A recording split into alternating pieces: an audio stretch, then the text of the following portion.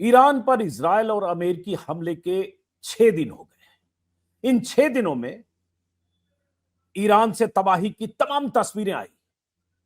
150 से ज्यादा बच्चों की मौतों की तस्वीरें। ईरान के जवाबी हमले में इजरायल और अलग अलग देशों से तबाही की तस्वीरें आई।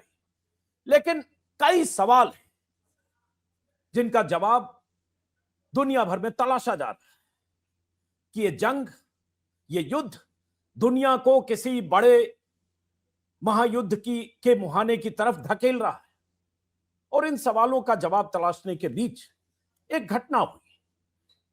ईरान का एक युद्धपोत जो भारत में युद्धाभ्यास में, बहुराष्ट्रीय नौसैनिक अभ्यास में शामिल होने आया था, मिलन 2026, जिसमें 60-70 देशों की नौसेनाओं ने हिस्सा लिया था। वहां से जब ईरान का वो युद्धपोत लौट रहा था, तब हिंद महासागर में अमेरिकी पनडुब्बी ने उस युद्धपोत को, जो भारत से लौट रहा था, उस युद्धपोत को टारगेट किया, उसे डुबो दिया, जिसमें कहा जा रहा है लगभग 90 जो ईरानी नौसैनिक थे उनकी मौत हो गई। 180 सवार थे, जिनमें से कुछ अभी जिंदा हैं, जिन्हें श्रीलंका की नौसेना ने बचाया।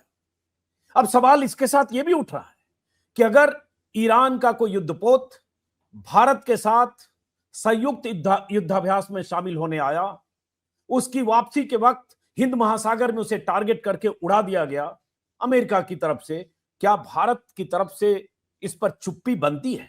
क्या भारत की प्रतिक्रिया इस पर नहीं आनी चाहिए? जो ईरानी युद्धपोत को टारगेट करने के बाद 24 घंटे से लगातार पूछा जा रहा है। ऐसे बहुत सारे सवाल हैं। सवाल यह भी कि अमेरिकी दादागिरी पर प्रधानमंत्री मोदी क्यों चुप हैं? भारत जैसा देश क्या ऐसे मौके पर यूएन चार्टर का हवाला देकर, अंतरराष्ट्रीय नियमों कानूनों का हवाला देकर भी अपनी जुबान नहीं खोल सकता?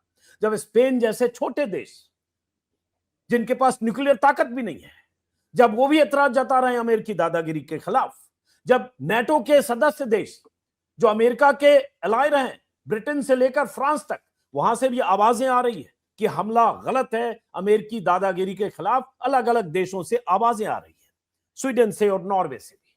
फिर भारत की चुप्पी। ऐसे बहुत सारे सवाल। और जैसा कि मैंने कहा, इसके बड़े खतरे, क्योंकि ईरान झुकने को तैयार नहीं है। अभी मैंने देखा ईरानी एक जनरल का बयान आया है, युद्ध कितने दिन चले ये हमारे लिए मायने नहीं रखता, हमें कोई फर्क नहीं पड़ेगा, हमने 8 साल युद्ध झेला है, हम इस युद्ध को तभी खत्म करेंगे जब हम अपने मकसद पूरे कर लेंगे।